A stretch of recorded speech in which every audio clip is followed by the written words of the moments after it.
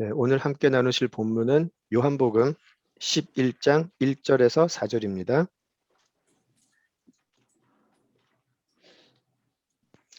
요한복음 11장 1절에서 4절까지입니다.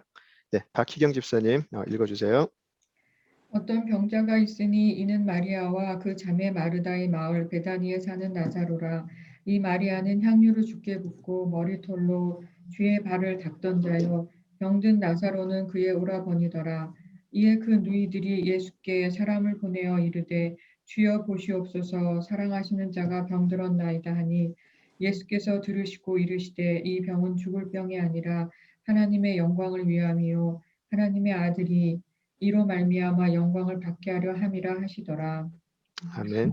네, 기도하시죠. 아버지 하나님, 오늘도 저희들에게 귀한 하나님의 말씀을 허락하여 주심 감사합니다. 하나님의 은혜 속에 말씀이 전해지게 하시고 베푸는 말씀하는 자의 어리석음과 무지함으로 하나님의 말씀 가리지 않도록 성령 하나님께서 인도하여 주시옵소서.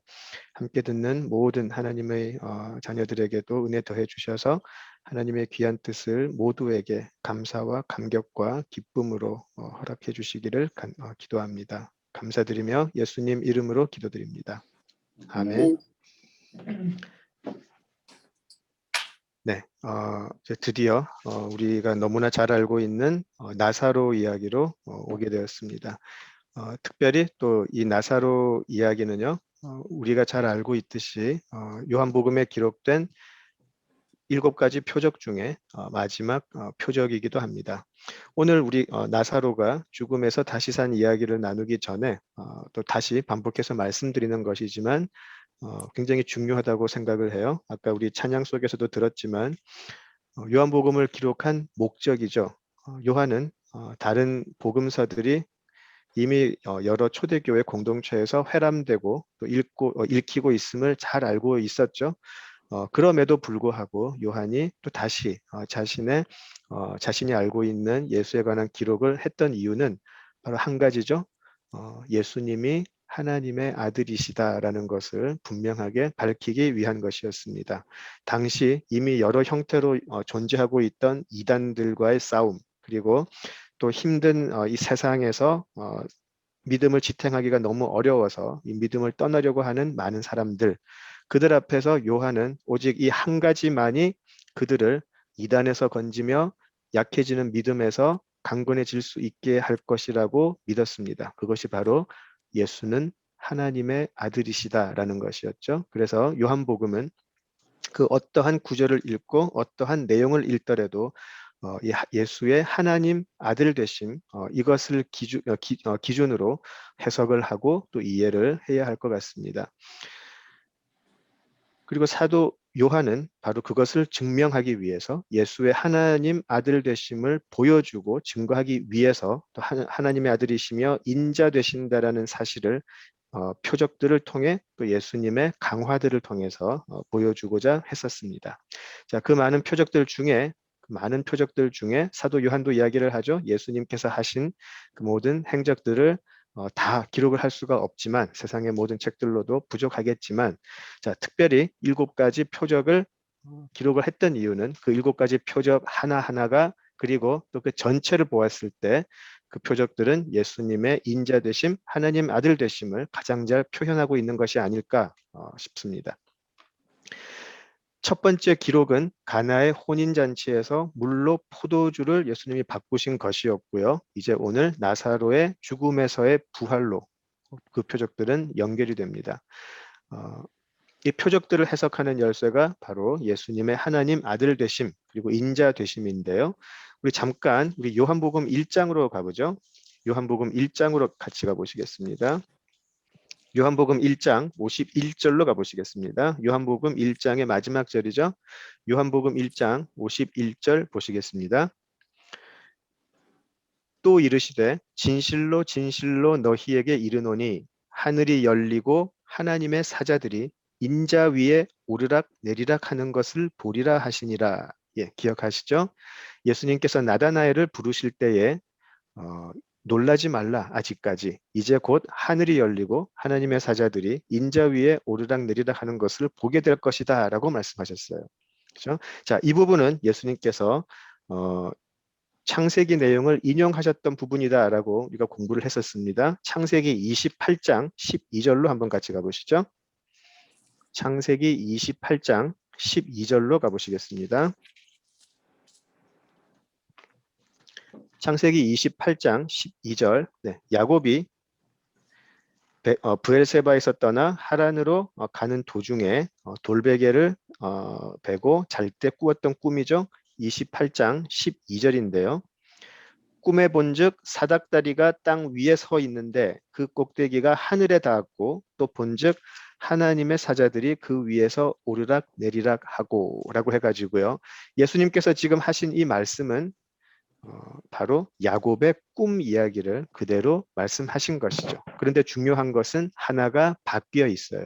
야곱이 꿈을 꿀 때에는 사닥다리가 하늘과 땅을 이어서 그 위로 하나님의 사자들이 오르락내리락 하는 것을 보았는데 예수님께서는 그 사닥다리가 사라지고 인자라는 표현을 쓰세요. 그 사닥다리가 바로 인자다라고 얘기를 하시는 것이죠. 곧 하나님의 아들이 그 사닥다리가 되어 이제 하나님의 사자들이 그 인자 위에 하늘과 땅을 오르락내리락 하는 것을 볼 것이다 라고 말씀하신 내용이에요. 그렇죠? 자, 그리고 나서 곧바로 나오는 게 가나의 혼인잔치였거든요. 이제 어떻게 하나님 그 인자 위에 인자가 하늘과 땅을 잇는 것을 보게 될 것이다 라고 하신 그 말씀 후에 바로 직후에 나온 것이 가나의 혼인잔치였는데, 자, 그 가나의 혼인잔치가 이제 나사로의 부활로 그 표적들은 이제 마무리가 되죠. 그 마지막 표적은 바로 부활입니다. 부활. 하늘과 땅을 연결하는 유일한 사닥다리가 되시는 예수님이 부활의 생명이시기 때문에 가능한 것이죠. 자, 이것은 다시 또 요한복음 3장으로 한번 가보실까요? 요한복음 3장에서 또 다른 모습으로 나오게 되는데요. 요한복음 3장 13절에서 15절 보시겠습니다. 요한복음 3장 13절에서 15절입니다. 하늘에서 내려온 자, 곧 인자 외에는 하늘에 올라간 자가 없느니라. 모세가 광야에서 뱀을 든 것 같이 인자도 들려야 하리니 이는 그를 믿는 자마다 영생을 얻게 하려 하심이니이다. 라고 또 말씀하세요. 하늘과 땅을 이어주는 사닥다리의 역할은 오직 하늘에서 땅으로 오신 분만이 할 수 있게 되는데요. 그렇지 않은 다른 존재들이 사닥다리가 되겠다고 한다면 그 사닥다리는 무너질 수밖에 없고 깨어질 수밖에 없고 감당하지 못하죠. 자, 오직 하늘에서 보내심을 받은 인자만이 이 땅에 성육신 하셔서 다시 자신이 온 하늘로 돌아가실 때에 하늘과 땅이 비로소 완벽하게 연결이 되는 것이죠. 그 하늘과 땅이 다시 연결이 될 때에 흑암에 살던 사람들 중에 그 사닥다리를 밟고 하늘로 올라가게 되는 사람들이 생겨나게 된다라는 것이죠.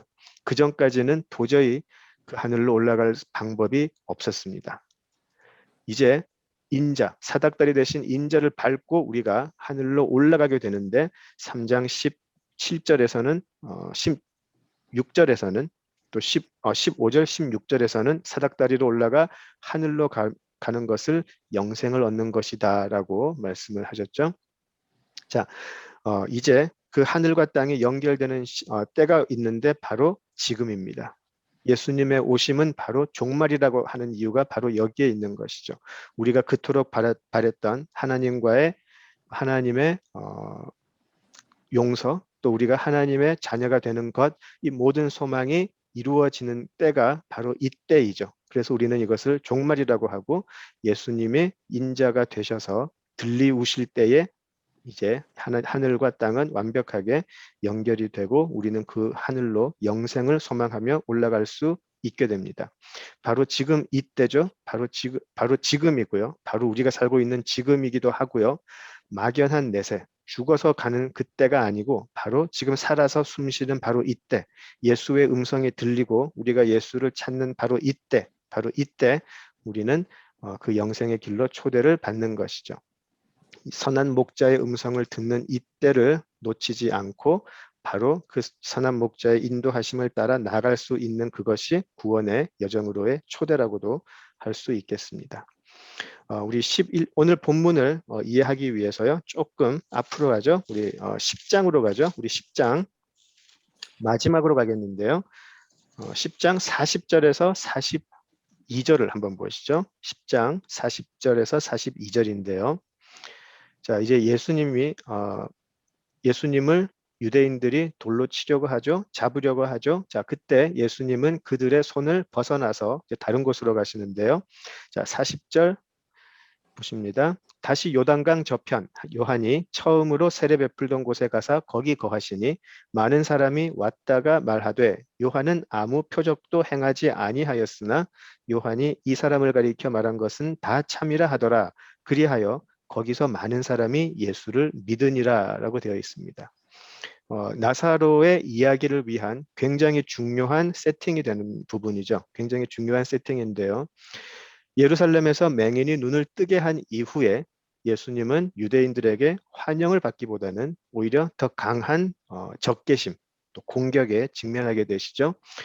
지금까지 우리가 보았듯이 성전을 허물라라고 하는 말씀 이후에 또 38년 된 병자를 고친 이후에 또 맹인을 눈뜨게 한 후에도 예수님은 여전히 유대인들은 여전히 예수님을 비방하고 또 잡으려고 한 것을 우리가 볼 수 있습니다. 자, 40절 다시 보시면 그 후에 예수님은 그들을 피해서 어디를 가시냐면 요단강 저편 요한이 처음 세례 베풀던 곳으로 갔다라고 되어 있어요. 요한이 처음 세례 베풀던 곳. 그죠? 자, 좀 성경을 좀 많이 보죠. 오늘은 우리 1장 가보실까요? 요한복음 1장. 네. 요한복음 1장을 보시면 요한복음 1장 28절에 보시면 요한복음 1장 28절에 보시면 이렇게 되어 있죠. 자, 이 일은 요한이 세례 베풀던 곳 요단강 건너편 베다니에서 일어난 일이니라라고 해서 예수님이 가신 곳이 어딘지가 나와 있어요. 요한이 세례 베풀던 곳, 바로 요단강 동편의 베다니라는 곳이에요. 자, 그러면 제가 요한복음 11장을 좀 먼저 좀 이렇게 묵상을 하고 오시면 좋겠다라고 부탁을 드렸는데 좀 이상하죠? 이상한 거 하나 발견이 되죠? 지금 나사로가 11장 1절 보실까요? 11장 1절 보시면 어떤 병자가 있으니 이는 마리아와 그 자매 마르다의 마을 베다니에 사는 나사로라라고 되어 있어요. 여기도 베다니예요. 그죠? 자, 그래서 베다니가 요단강 동편에도 한 곳이 있고요. 거기서는 세례 요한이 세례를 베풀던 곳이고요. 오늘 본문의 내용이 되는 마르다, 마리아 그리고 나사로가 살고 있는 동네도 베다니예요. 그죠? 재미있죠? 베다니에 계시다가 또 베다니로 가시게 돼요. 굉장히 재미있죠? 자, 다른 곳이지만 지명이 같은 곳이고요. 재미있는 것은요. 또 41절, 42절을 보시면 예수님이 예루살렘에 계실 때, 예루살렘에서 사역을 하실 때마다 유대인들의 극심한 반대, 극심한 공격을 받으셨죠. 목숨을 위협받았으니까요. 굉장히 많은 공격과 많은 적대 하는 것을 받으셨는데요. 자, 베다니에 머무시는 동안은 오히려 믿는 사람이 생겼다라고 되어 있어요. 그죠? 믿는 사람이 생겼다라고 되어 있어요. 자, 그리고 조금 더 보시면 그들이 믿었다라고 하는 것이 다른 사람들의 그냥 무리가 믿었다라고 하는 것과는 조금 다른 것을 알 수 있어요. 어떻게 다르냐면요. 41절을 보시면 많은 사람이 왔다가 말하되 요한은 아무 표적도 행하지 아니하였으나 요한이 이 사람을 가리켜 말한 것은 다 참이라 하더라라고 해가지고요. 그 사람들의 믿음은 세례 요한이 예수님에 대해서 했던 그 말이 참이다라는 그 자리까지 갔어요.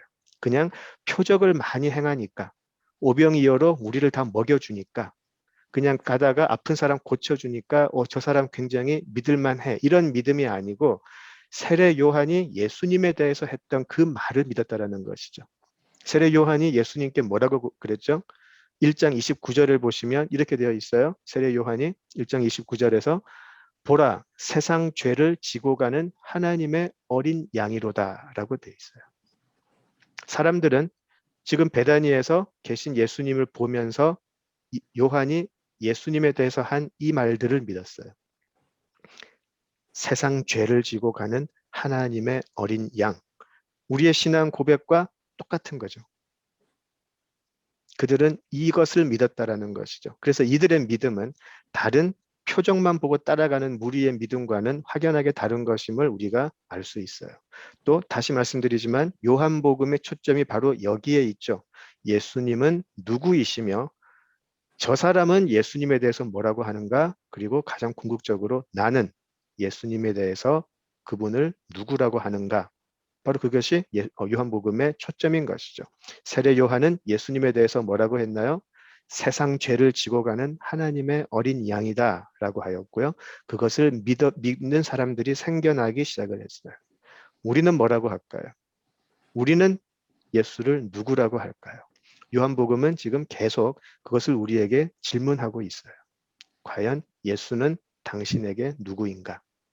그리고 우리는 요한복음에서 계속 물어보는 것을 보았죠. 너는 그 사람을 누구라 하느냐? 너는 그 사람을 누구라 하느냐? 그렇죠? 계속 그 질문이 반복이 되고 있었어요.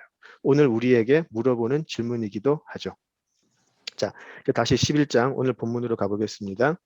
자, 요단강 동편에 베다니에 머무시던 예수님에게 한 소식이 전해지죠.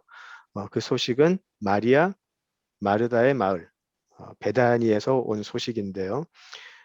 이 마리아, 마르다 또 나사로가 살고 있던 이 베다니는 11장 18절을 보시면은요. 11장 18절을 보시면 예루살렘에서 굉장히 가까운 곳임을 알 수 있어요. 그죠? 11장 18절 베다니는 예루살렘에서 가깝기가 한 오리쯤 되매라고 되어 있고요. 영어를 보시면 오리가 되었다라고 해서 나오진 않을 것 같고요. 영어로는 2 miles라고 되어 있어요. 그죠? 2마일밖에 안 되는 거리예요. 그러니까 예루살렘 성에서 아주 가까운 거리인 것 같아요. 그죠? 아주 가까운 거리인 것 같아요. 걸어서도 금방 갈 수 있는 거리고요. 그러니까 바로 성 밖 예루살렘 성에서 얼마 떨어지지 않은 곳이죠.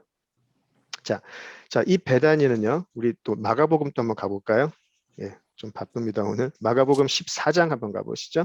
우리가 마가복음 공부할 때 한번 했던 부분인데요. 마가복음 14장 3절 보시죠. 마가복음 14장 3절.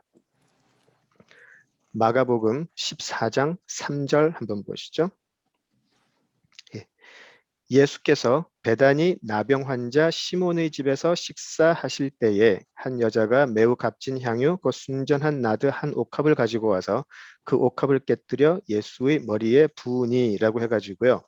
예수님께서 베다니에서 나병 환자 집에서 식사하셨다라고 되어 있어요. 그죠?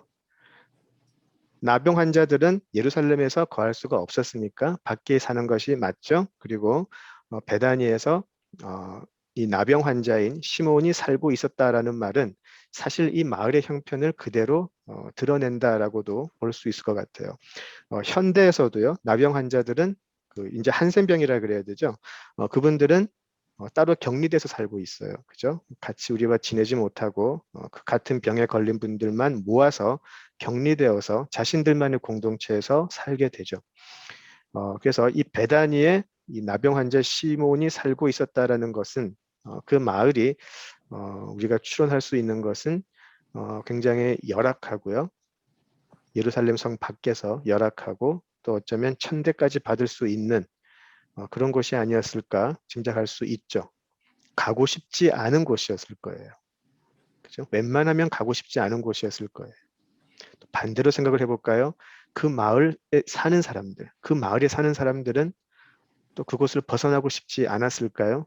그 사람들은 어쩌면 예루살렘 성 바로 눈앞에 보이는 가까이 보이는 예루살렘 성 안에 들어가서 살고 싶어 하지 않았을까요? 그죠? 성 안에서 밀려나서 성 밖에서 살 수밖에 없는 사람들이었죠. 또 재미있는 것이 이 지명의 뜻이에요. 베단이라는 곳의 지명의 뜻. 베단이라는 지명 자체가 사실은 가난한 사람들의 마을이라는 뜻이라 그러죠. 가난한 사람들의 마을. 또 다른 의미는 슬픔의 집 혹은 눈물의 집. 가난한 사람의 집, 슬픔의 집, 눈물의 집. 그런 의미가 있었다고 해요. 자, 베다니의 지명 자체가 그렇게 가난한 사람의 집, 눈물의 집, 슬픔의 집이었다면 그 마을 분위기가 상상이 되죠. 성 밖에서 늘 아픔에 울고 또 버리움과 외면을 받은 그런 슬픔에 울고 또 배고픔, 절망 그런 것에 우는 사람들이 어쩌면 특히 많은 곳이 아니었을까 우리가 상상할 수 있어요. 자, 그들에게 예루살렘 안은 얼마나 선망의 대상이었겠어요. 그 안에서 살 수 있다면 얼마나 좋았을까요? 자, 그러나 그들은 그 안에서 살 수 없는 낮고 낮은 신분의 사람들이었다라는 것이죠. 우리도 마찬가지죠. 우리가 들어가서 살고 싶은 곳이 있죠. 그래서 그 안으로 들어가기 위해서 뭐 요즘 말로 그 영끌이라 그러던데요. 영혼을 끌어모아서 모든 수단과 방법을 동원해서 그 안으로 들어가고 싶어 하는 곳이 있죠. 그죠? 벗어나고 싶은 곳이 있고 들어가고 싶은 곳이 있죠. 자, 그런데 우리가 마가복음을 공부하면서 보았듯이 또 우리가 지금 보듯이 예수님께서 예루살렘 입성하신 후에 체포되시기 전까지 거하신 곳이 바로 베단이었었어요. 예수님이 예루살렘에서 말씀을 선포하시지만 나와서 쉬시고 거처하신 곳은 사실은 슬픔의 집인 베단이었었어요.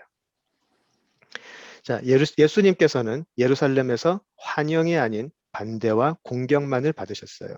예루살렘의 제사장들 또 바리새인들은 예수님을 신성 모독을 했다는 이유로 죽이려고까지 하죠.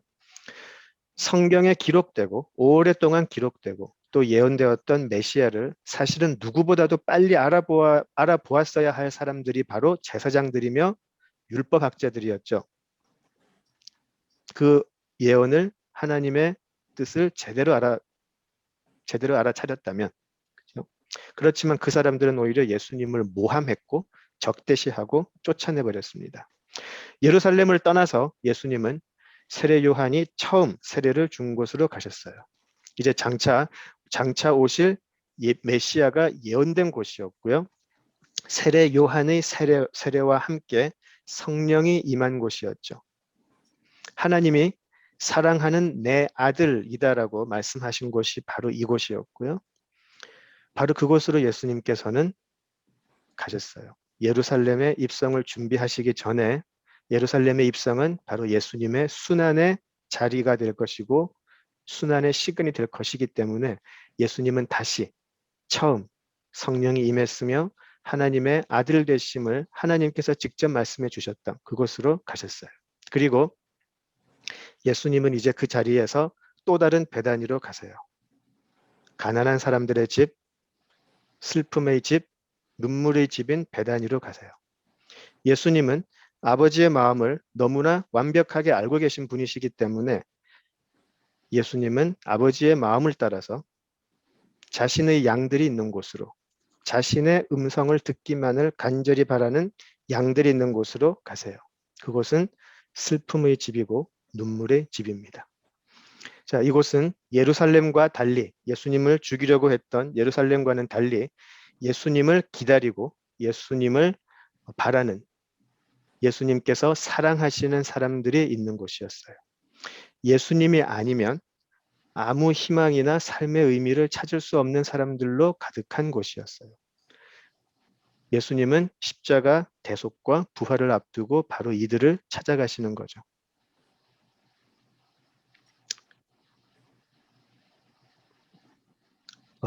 성경은 이런 사람들을 이렇게 표현을 하죠.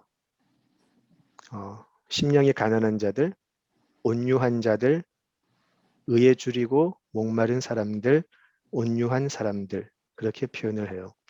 의지할 곳이 없어서 오직 예수만 바라볼 수밖에 없는 사람들, 오직 예수에게만 소망을 둘 수밖에 없는 사람들, 그리고 예수 없으면 아무것도 못하는 사람들.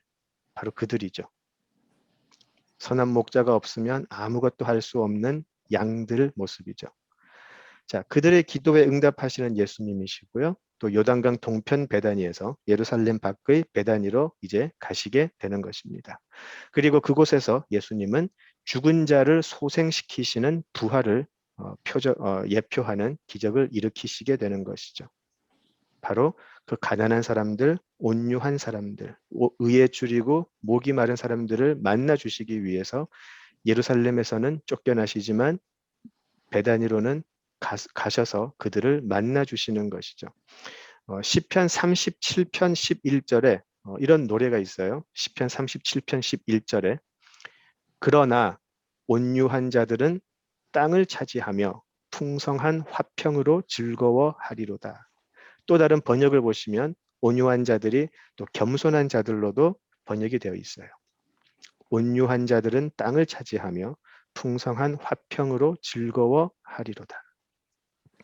악인들이 하나님을 알지 못하고 하나님을 배척하는 사람들이 그렇게 정말 세상에서 잘 나가는 모습을 보면서 도대체 세상이 왜 이럴까라고 가슴을 치는 그 사람들이 바로 이 노래를 불러요.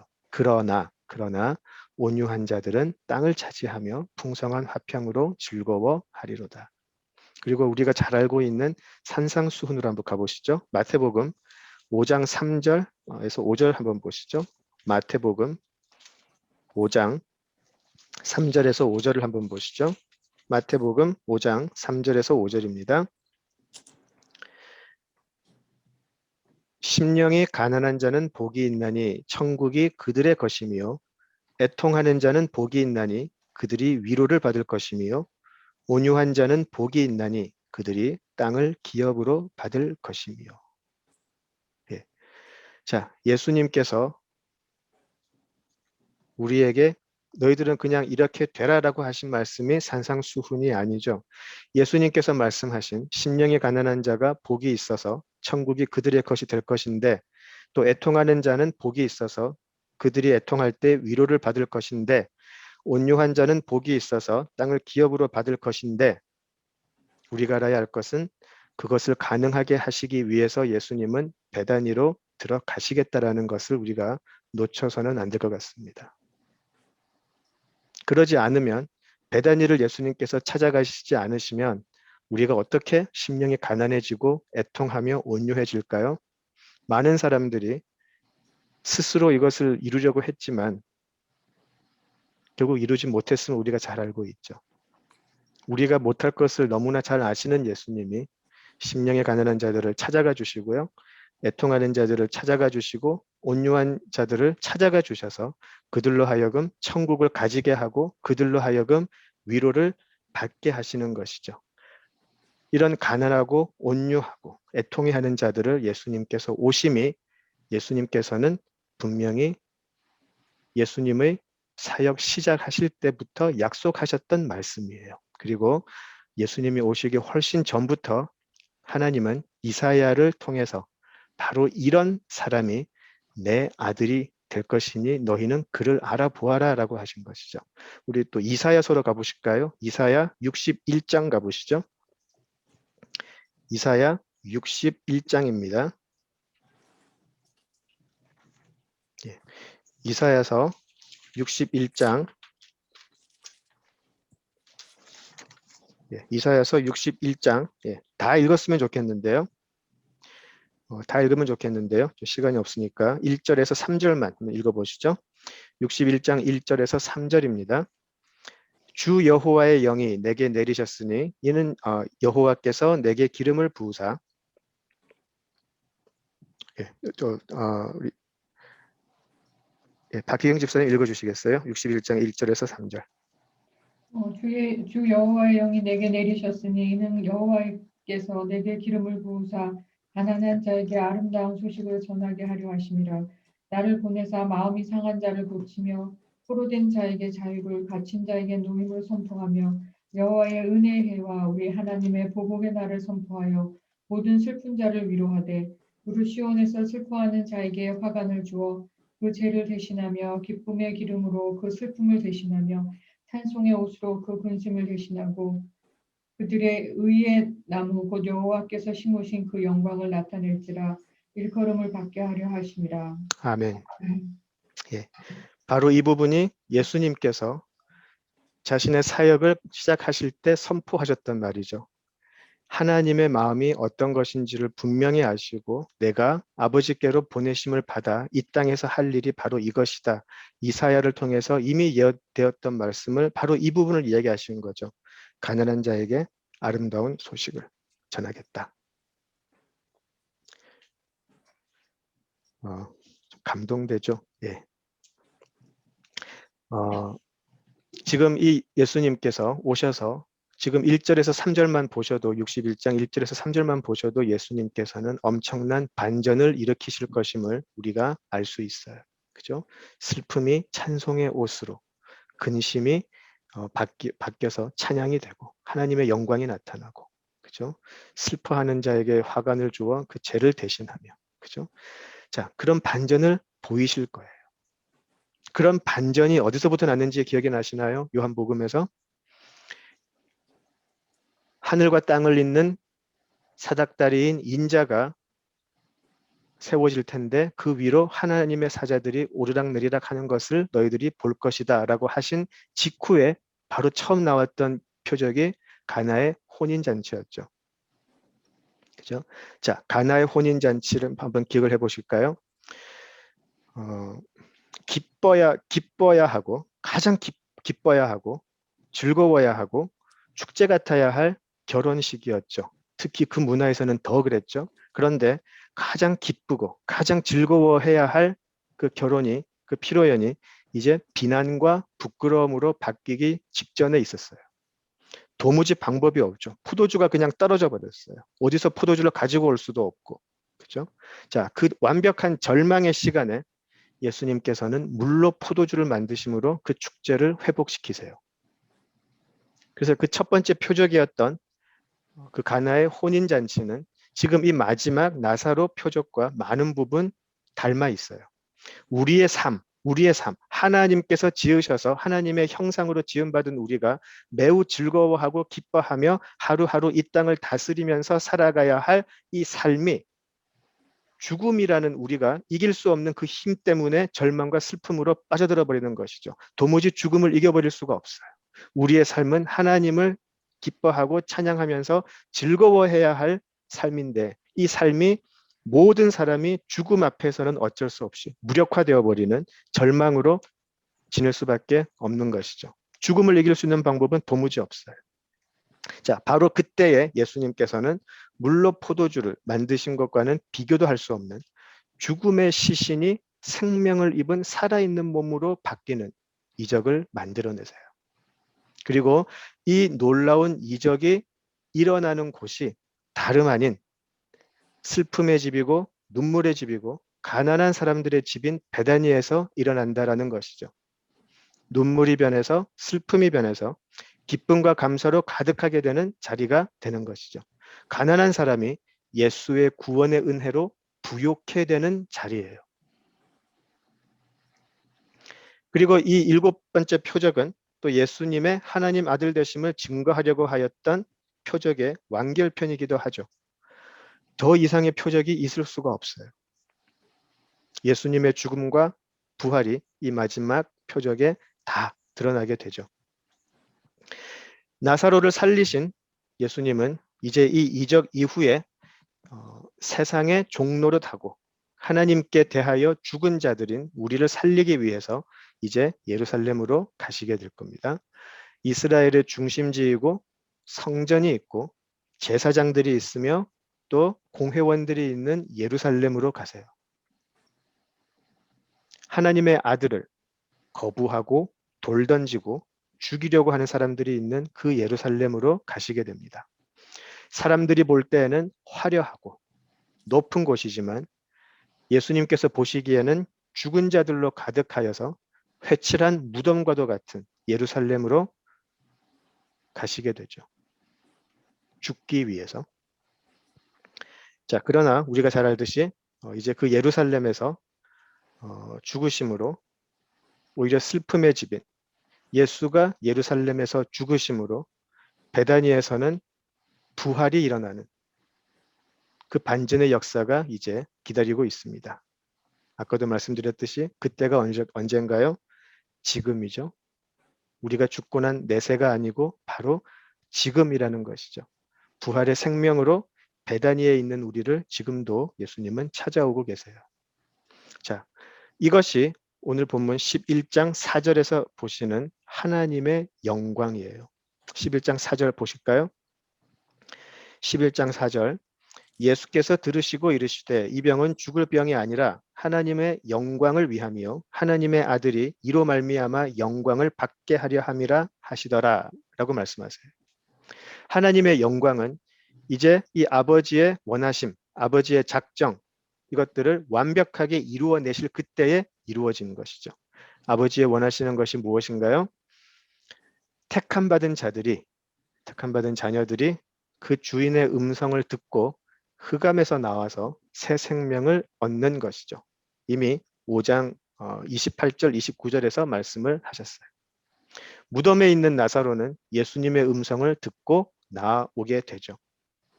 무덤에 있는 나사로는 죽은 나사로가 예수님의 음성을 듣고 죽음을 권세를 이기고 나오게 되죠.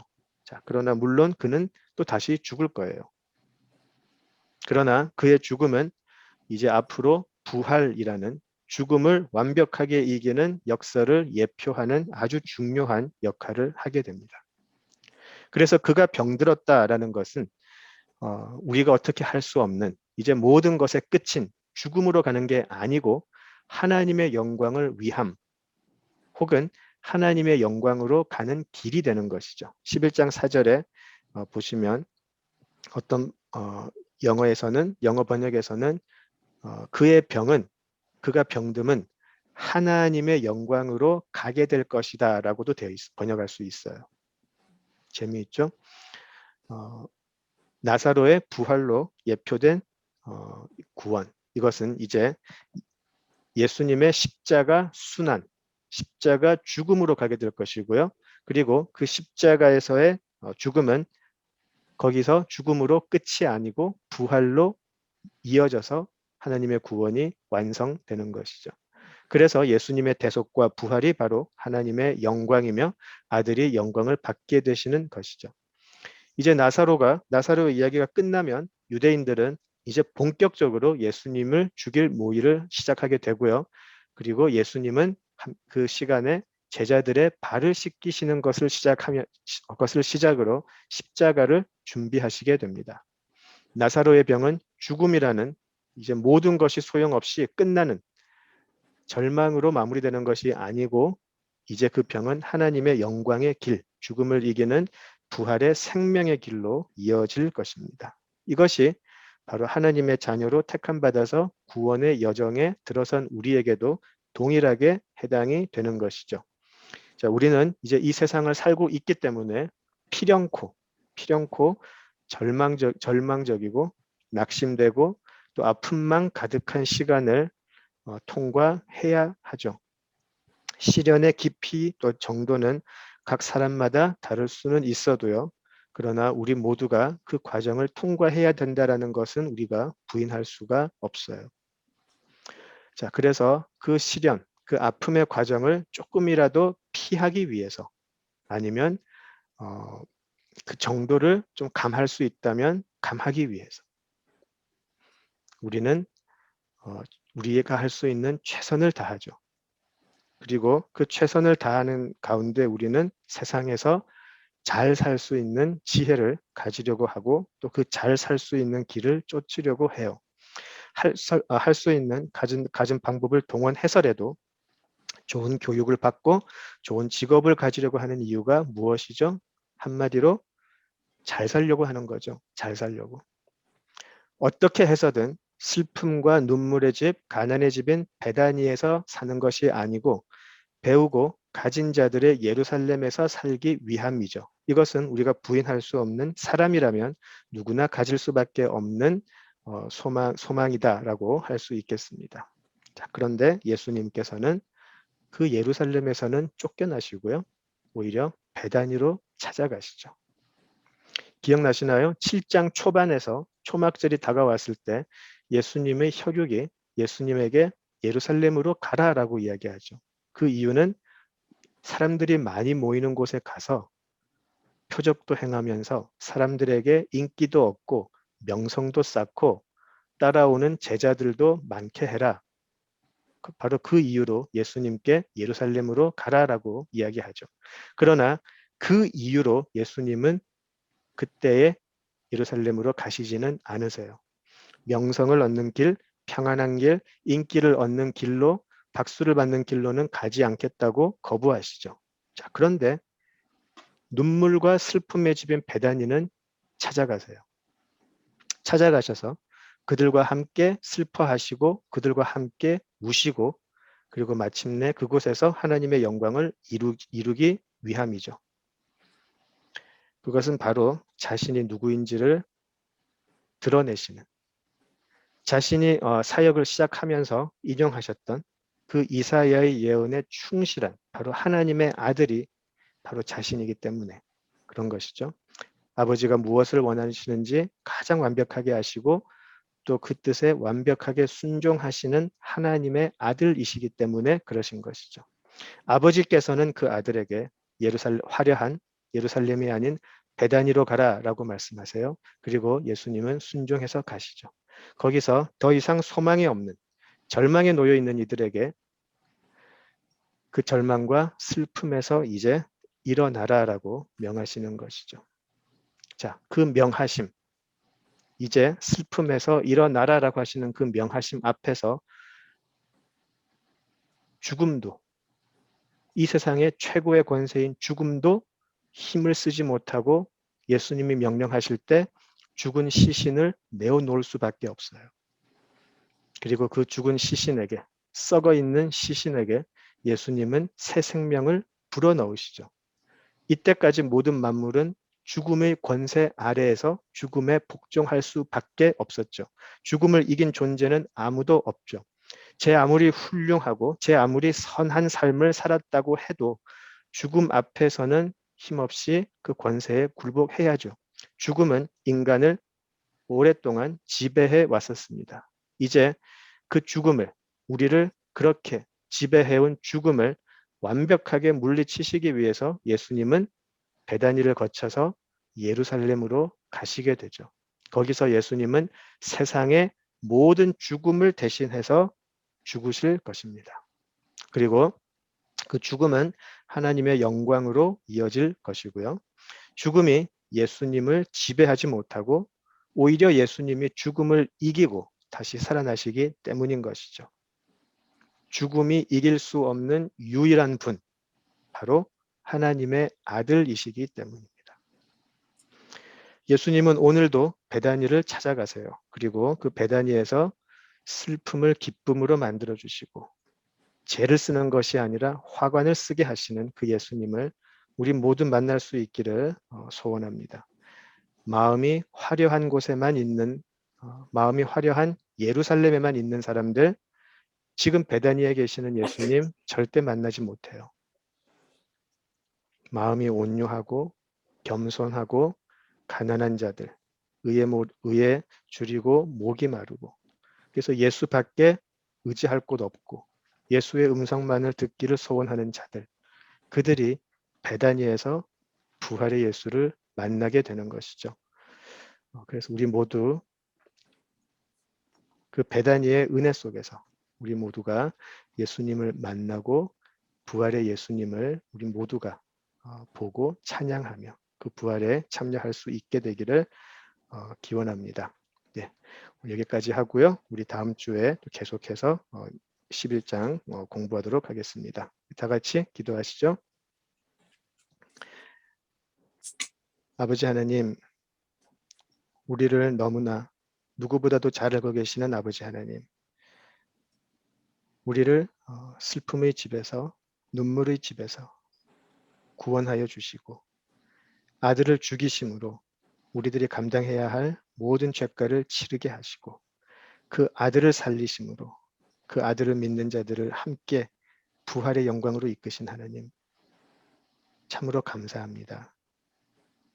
우리들의 살면서 우리들의 몸과 마음, 우리들의 영혼, 화려한 예루살렘에 뺏기지 않게 하시고 오늘도 베다니에서 가난한 자들을 위로하시고 슬픈 자들을 이렇게 세워주시는 예수님을 만날 수 있게 하여 주시옵소서. 그 예수님으로 인해 기뻐하는 우리 모두가 되게 하여 주시옵소서. 예수님 이름으로 기도드립니다. 아멘.